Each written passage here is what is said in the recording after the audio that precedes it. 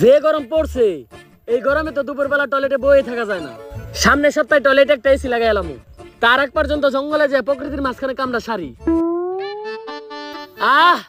কি সুন্দর প্রাকৃতিক পরিবেশ, কি সুন্দর বাতাস। এই জায়গায় বয়ে কামড়া সারলে ভালো লাগবো।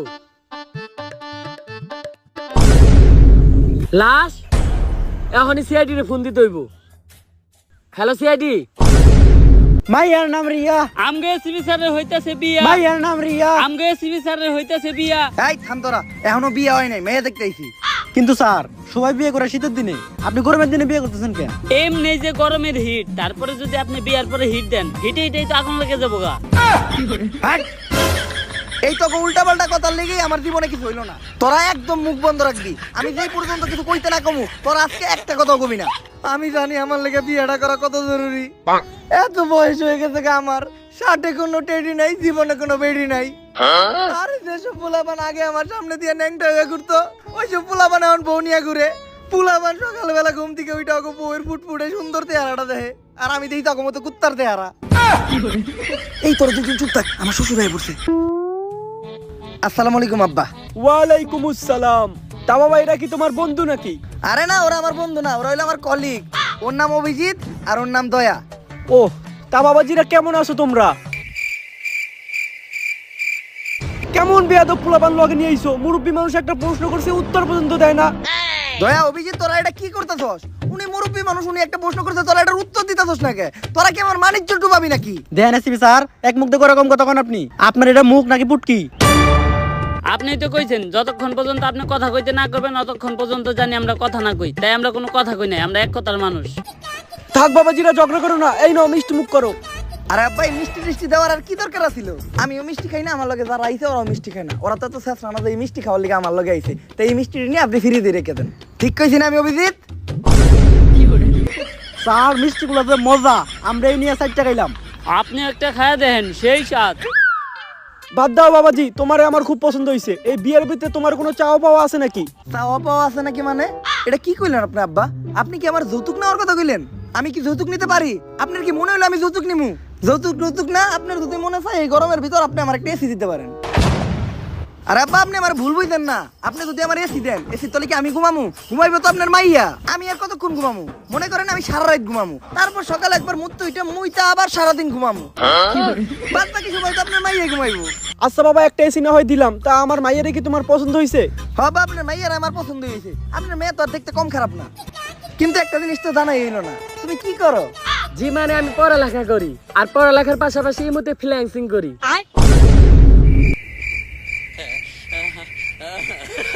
কি দরকার ছিল এই মতো ফ্রিল্যান্সিং করো সেই কথাটা বলার?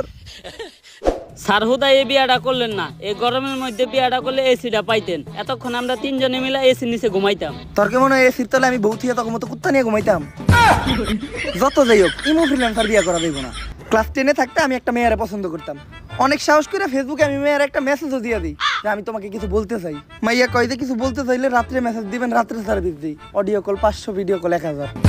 এরপর থেকে আমি ইমো ফ্রিল্যান্সার গো ভয় পাই। এত গরম কে? যের লিগে আমি সিআইডি ড্রেসার চেঞ্জ করলাম। আগে সিআইডি প্যান্ট পরতে, এখন সিআইডি লুঙ্গি পরে। তারপরেও তো গরম কমে না। গরমের ঠেলায় আমার গাছ আর গাছের ফল দুইটাই হুকিয়ে গেল। এই তাড়াতাড়ি বাতাস কর। স্যার বাতাস করুম কি দিয়া? পাকা তো নাই। তাইলে ফু দে। ও, গাছ লাগান, পরিবেশ বাঁচান, মাঝে মধ্যে বাতাস দিয়া গাছটারে একটু বাঁচান। হ্যালো, আচ্ছা ঠিক আছে স্যার, কেস আছে। আরে বেটা, এই গরমের ভিতর কেস দিয়া করবো কি? স্যান্ডেল পরে ভালো লাগতেছে। আরে স্যার এই কেস না, কেস মার্ডার হইছে একটা। মারার ওকার যাই হোক, এই গরমের ভিতর সিআইডি কোনো কেস সলভ করতে পারবো না। আরে স্যার, যেই বাইতে মার্ডার হইছে ওই বাইতে নাকি একটা সুইমিং পুল আছে। সিআইডির কামই তো বেটা কেস সলভ করা। দয়া, অভিজিৎ, নতুন কেস পাইছি, ঘটনাস্থলে যাইতে হইব। তাড়াতাড়ি আমাকে গাড়িটা বাই করো। কিন্তু স্যার আমাকে তো কোনো গাড়ি নাই। গাড়ি নাই? তাহলে রিক্সা ডাকো, রিক্সায় যাবো। স্যার রিস্কার ভাড়াও তো নাই। তাই লাইটা চলো। গর্ত থেকে সূত্র খুঁজা বাই করি, মানি না কোনো ভিআইপি, তাই পাবলিক আমার ঘরে ছোট্ট করে একটা নাম দিছে, সিআইডি। কিসের কেস? কেডা মার্ডার হইছে? দয়া, অভিজিৎ, তাড়াতাড়ি সুইমিং পুলে নামো, সূত্র খুঁজতে হইব। এই কই যান? সূত্র খুঁজতে যাইতাছি। মার্ডার হইছে না, কেস সলভ করবো না? মার্ডার হইছে না কি হইছে ওটা তো কইলামই না।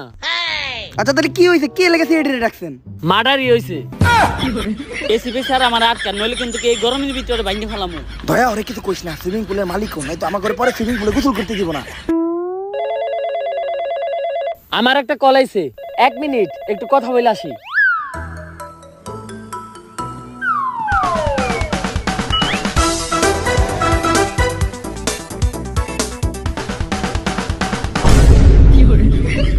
কিরে তোরা এই পানিতে নামলি কে?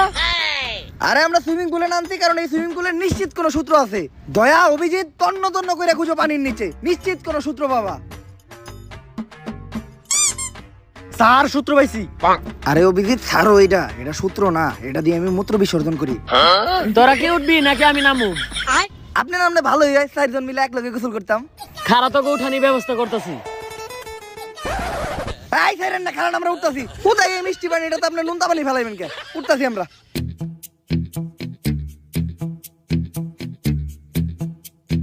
হালাই গেছে গেলাম তে।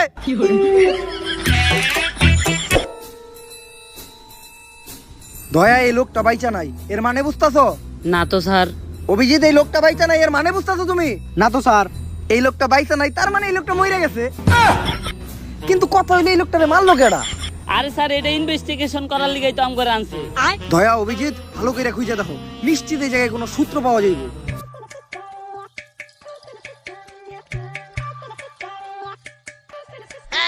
স্যার লাশের পকেট থেকে টাকা পাইছি। স্যার এই জায়গায় তো 30 টাকা আছে, এই গরমে 30 টাকা দিয়ে 3 জনে 3টা আইসক্রিম খাইতে পারুম।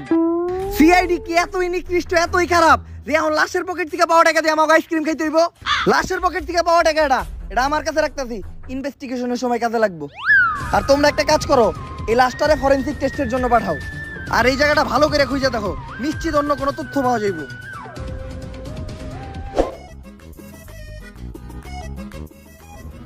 স্যার আপনি আইসক্রিম খাইতেছেন, টাকা পাইলেন কই? আরে পাইছি, আসিল ওটাই আমার কাছে। লাশের পকেট থেকে যা 30 টাকা নিয়েছিলেন ওটা দেখান তো। কইছিলাম যে 10 টাকা করে 3 জনে 3টা আইসক্রিম খামু, আর আপনি একলা একটা কোন হান দাইতাছেন? আচ্ছা স্যার আমার ঘরে থেকে 1 কামড় করে দেন। শেষ শেষ। এই গরমের ভিতরে পুরো আইসক্রিমটা আপনি একলা খাইলেন, আমার করে 1 কামড় দিলেন না। হন দুঃখ পাইস না, একটা শায়রি কই।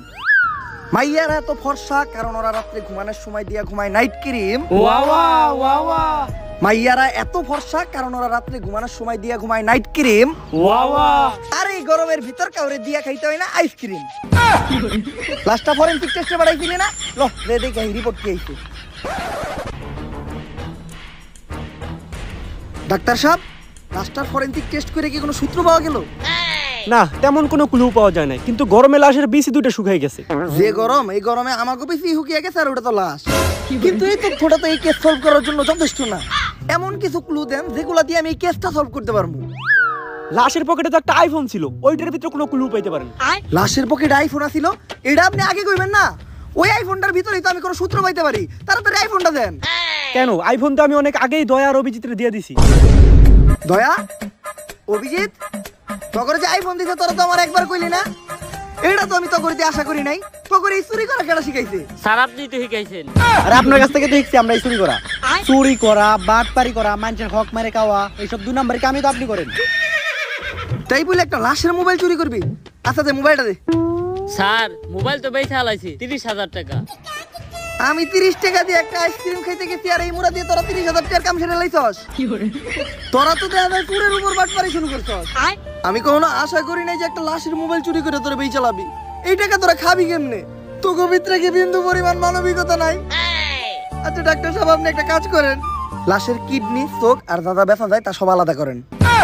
আমি একটু পরে কাস্টমার বাড়াইতাছি। না এসিবি, এই ধরনের অমানবিক কাজ আমি করতে পারবো না। আচ্ছা যাবে স্মু, 50 আপনার 50 আমার। আরে আপনি কি কোন, সব তো রেডি আছে, আপনি খালি কাস্টমার পাঠান। দয়া অভিজিৎ, মোবাইলটা কই বেচছস? চল যে মোবাইলটা উদ্ধার করে নিয়ে আসি। স্যার এই যে সর্বতলার কাছে আইফোনটা বেচছি, ওই যে দেখেন আইফোনটা। সর্বতলায় আইফোন কিনলো কেমনে? আরে স্যার আপনি তো খবর জানেনই না, এখন ব্যবসায়ী তো করতেছে সর্বতলারা, ওকে দিন ইনকাম 1 কোটি টাকা। আর আপনি শুধু আর আইফোনটাই দেখলেন, ওর তো একটা রোলস রয়েলস আছে। আর হ্যাঁ তো খালি একটা না, এরকম আরো 5টা শরবতের দোকান আছে। হ্যাঁ শরবতের পাশাপাশি হাত পা খাওয়া বেছে। আর হ্যাঁ এই শরবত বেচাই গুলশানের মতো জায়গায় 5টা বাড়ি বানাইছে। আগে জানলে তো সিআইডির চাকরি বাদ দিয়ে শরবতই বেচতাম। স্যার শরবত পরে পেয়েছেন, আগে এই কেসটা সলভ করে। শোন, প্ল্যান হইলো আমরা 3 জন যেয়ে 3 গ্লাস ঠান্ডা শরবত নিবো। তোরা শরবত খেতে থাকবি আর আমি মোবাইলটা নিয়ে আস্তে করে কেটে যাবো। ভাই 3 গ্লাস শরবত দেন তো।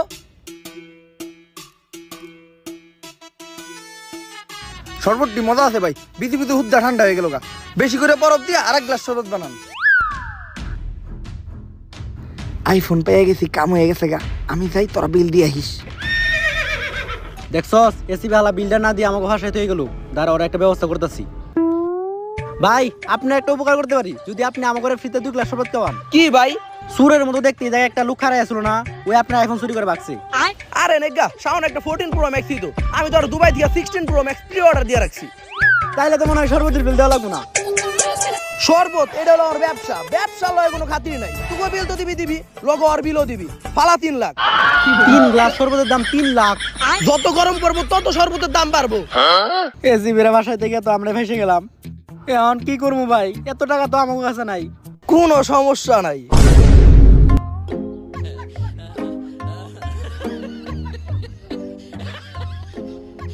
ভালো মতো গ্লাসটি দো, তারপরে যায় 2 জন 1 বালতি পানি নিয়ে আবি। ঠিক আছে ভাই। হ্যাকার লেওরা, এই আইফোনের লকটা খুলে দিতে হইব। দাঁড়া, ইউটিউবে একটা গুরুত্বপূর্ণ ভিডিও সার্চ দিছি। ইউটিউবে কি গুরুত্বপূর্ণ ভিডিও ছাড় দিছস? ইউটিউবে সার্চ দিছি ঘরে বসে কিভাবে ইউটিউব হ্যাক করা যায়। ইউটিউব পরে হ্যাক করিস, আগে এই মোবাইলের লকটা খুল, কারণ এই মোবাইলে একটা মার্ডার কেসের ইনফরমেশন আছে। হ্যাক করে লক খুলে দিতে পারি, তাতে আমার কি লাভ? তুই কি চাস? আমি এই আইফোনটাই চাই। সস্তা হ্যাকার আইফোন মারাইছে। এই আইফোন 14 পয়সা তোর 14 গোষ্ঠী কিনা দেব। 1400 টাকা দিব, লক খুলে দিবি নাকি গো? নাইলে অন্য কোনো কম্পিউটারের দোকানে গেলাম। আরে দাঁড়ান, দেন মোবাইলটা দেন, লক খুলে দিতেছি। তা ফোনের পাসওয়ার্ডটা কি? পাসওয়ার্ড দিলে আমি তোর লক খুলতে দিব কে? আরে আপনার লগে চুক্তি আছে লক খোলার, পাসওয়ার্ড কোন লক খুলে দিতেছি। এমনি গরমের যন্ত্রণায় বাঁচতাছি না, তার উপর আবার তুই নতুন করে যন্ত্রণা দিস না। লক খুলতে পারবি নাকি গো? লক তো খুলতে পারুম না, কিন্তু দেখতে পারুম কি করলে লক খুলবো। আচ্ছা তাইলে তুই ওইটাই দেখ। একটা ইনফরমেশন পাইলাম, এই মোবাইলটা ভয়েস লক করা, শুধুমাত্র একটা পিওর কুত্তার ডাকে এই লকটা খুলবো। এখন আবার এই কুত্তা কইবাম? আমি তো ভুলে গেছিলাম আমার লকেই তো 2টা কুত্তা আছে। দয়া ধরো, কুত্তাটা ট্রাই করে দেখো। স্যার লক তো খুললো না। অভিজিৎ এখন তুমি ট্রাই করো। স্যার খুলে না তো। খুলবো কেমনে? তুই কুত্তার ডাক দেব না কুত্তার বাচ্চার ডাক দেব? দে আমার দে। ও লক খুইলা গেছে। স্যার এত খুশি হওয়ার কি আছে, আমি তো জানতাম আপনাটাকে লকটা খুলবো। কেমনে? আরে হেকালে ওরাই তো কইলো একটা পিওর কুত্তাটাকে লকটা খুলবো। যাও অভিজিৎ, এই মোবাইল থেকে এখন ইনফরমেশন গুলা কালেক্ট করো। আর থ্যাংক ইউ হ্যাকার লোরা এই কেসে হেল্প করার জন্য। পরবর্তী কোনো কেসে আবার দেখা হবে। যা, আমার একটা ইম্পর্টেন্ট কাজ আছে। এখন আমি গুগলে সার্চ দেবো কিভাবে মাত্র 5 মিনিটের ভিতরে গুগল হ্যাক করতে পারবো।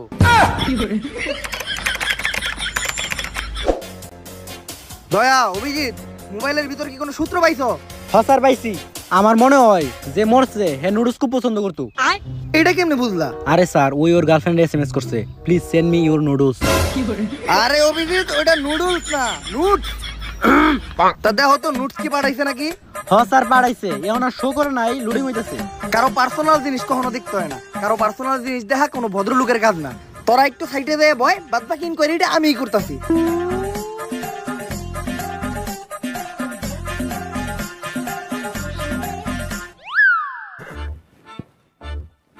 ও কি জিনিস দেখলাম, এমনিতেই যে হট, তার উপর তো আবার এই পিকচার দেখার পর শরীরে আগুন ধরে গেল গা। স্যার তাইলে এটাই আপনার ইনকোয়ারি। আর আপনি না কইছেন কারো পার্সোনাল জিনিস দেওয়া ভদ্রলোকের কাম না। আরে বেটা ভুলে যাইতেছিস নাকি, স্যার তো আর কোনো ভদ্রলোক না। বেশি কথা কও তোমরা। আমি এই জায়গায় কেসের ইনকোয়ারি করতেছিলাম। ওর গার্লফ্রেন্ড লাস্ট টাইম ওর কাছে কোক খাইতে চাইছে। এই দেখো ওর গার্লফ্রেন্ড ওরে মেসেজ লিখছে, I wanna eat your Coke. দেই তো স্যার। এসিপি স্যার, ওইটা ওই কোক না যেটা আপনি ভাবতাছেন। ওই কোকের বানান হলো COKE আর এটা হলো COCK, কক। অভিজিৎ, তুমি কিন্তু ইদানিং নষ্ট হয়ে গেছো। তুমি কি ফেসবুকে কাবল ব্লগ দেখো নাকি? হ্যাঁ স্যার। স্যার কাপল ব্লগ তো আমিও দেখি, আর পোলাপানে কাপল ব্লগ দেখবো না কে? আগে কষ্ট কইরা এমবি বইরা ভিপিএন চালু কইরা ব্রাউজারে ঢুকে ওয়েবসাইটে যা দেখতে হইতো, তখন ফেসবুকে কাপল ব্লগ লেখা সার্চ দিলে পরে কম খরচে ভরপুর বিনোদন। আর যে ভিডিওতে থাকে বেশি পকা বক তার নামই কাপল ব্লগ। বুঝছি, রাইতে যখন একা থাকবো ওই কাপড় ব্লগটা আমারও দেখতে হইব। অভিজিৎ, এরপর ওর গার্লফ্রেন্ড ওর একটা মেসেজ দিছিল যে এই গরমের ভিতর ওর গার্লফ্রেন্ড ওর কাছে একটা এসি চায়। এর মানে বোঝা যায় এসির দোকানে গেলে আমরা কোনো একটা ক্লু পাইতে পারি। চলো। ওমাগো, প্রচুর গরম লাগতেছে, তার উপরে এই গরমের ভিতরে এতক্ষণ ধরে হাঁটতাছি, হাঁপাইয়াও গেছি। স্যার এই গরমের কারণে তো আমার মূত্র হলুদ হয়ে গেছে। অভিজিৎ, তোমার তো খালি মূত্র হলুদ হয়ে গেছে, আমার তো মূত্র বাইরই হয় না। দয়া, তুমি একটা কাজ করো, তুমি যে এসির দোকানটার খোঁজ লাগাও। এই পর্যন্ত আমরা এটিএম বুথে ঢুকে কিছু টাকা তুলে আনি। স্যার আপনি এটিএম বুথ থেকে টাকা তুলবেন কেমনি? আপনার মতো ফকিনির কাছে তো এটিএম কার্ডই থাকার কথা না। আরে অভিজিৎ, টাকা তুলবো এটা তো খালি একটা বাহানা। এটিএম বুথের ভিতর এসি আছে, লজে দুইজন মিলে এসির বাতাস খাইগা। অভিজিৎ, ফ্রিতে এসির বাতাস খেয়ে ভালোই লাগলো। দয়া, তুমি এই রোহিতের ভিতর তারা কষ্ট করতেছো, আমি আর অভিজিৎ তো ফ্রিতে এসির বাতাস খেয়ে এলাম। আরে স্যার কি এর কষ্ট? এসির দোকানদার ভাই তো খুবই ভালো মানুষ। হ্যাঁ হ্যাঁ, দোকানে ভিতরে নিয়ে আমার এসির তলে বহিয়া বিরিয়ানি খাওয়াইছে। এই যে দেখেন লগে একটা ঠান্ডা জুসও দিছে। অভিজিৎ, লস হয়ে গেল। স্যার মান সেটি কি কয়, অন্যের জন্য কুয়া গুদলে ওই কুয়ায় নিজেরই পড়তে হয়। দয়া, তাহলে জুস দাও, এক ডুক খাই।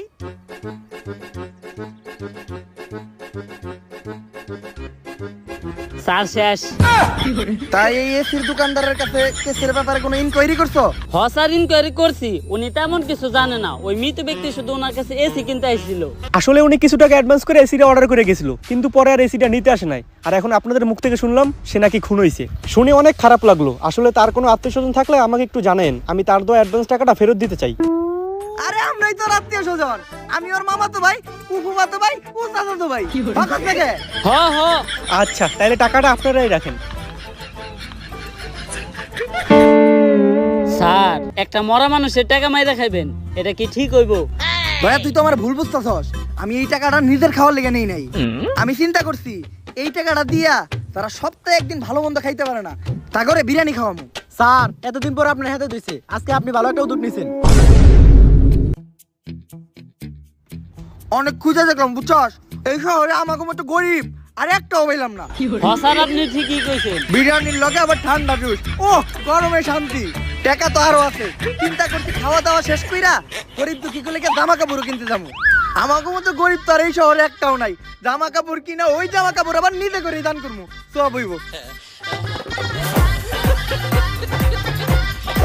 ডাক্তার, এমনিতেই তো গরমে মাথা নষ্ট, তার উপর আবার কোনো ক্লু পাইতাছি না।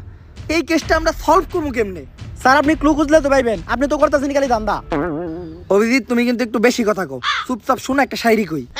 শীতের দিনে খাইতে হয় গরম পানি, আর গরমের দিনে খাইতে হয় ঠান্ডা। শীতের দিনে খাইতে হয় গরম পানি, আর গরমের দিনে খাইতে হয় ঠান্ডা। কেস সলভ করিবা না করি, করতে হইব ধান্দা। যেহেতু কোনো ক্লু পাই নাই, তাই গরমে হিট স্ট্রোক করতে কইয়া এই কেসটা ধামাচাপা দিয়ে দিন। স্যার, আদৌ কি এটা সম্ভব?